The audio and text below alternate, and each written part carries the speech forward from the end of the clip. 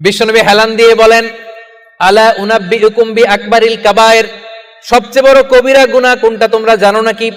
সাহাবারা বললেন, আপনি সবচাইতে ভালো জানেন ইয়া রাসূলুল্লাহ, আপনি বলেন। বিশ্বনবী বললেন, সবচাইতে বড় কবিরা গুনাহ আল্লাহর সাথে শিরক করা। হেলান দিয়ে। 2 নম্বরে উকুকুল ওয়ালিদাইন, মাতা পিতার অবাধ্য হওয়া। 3 নম্বরটা যখন বলবেন হেলান থেকে উঠলেন এভাবে, সিরিয়াস। 3টা কবিরা গুনাহ তোমাদের বলবো না, বলেন।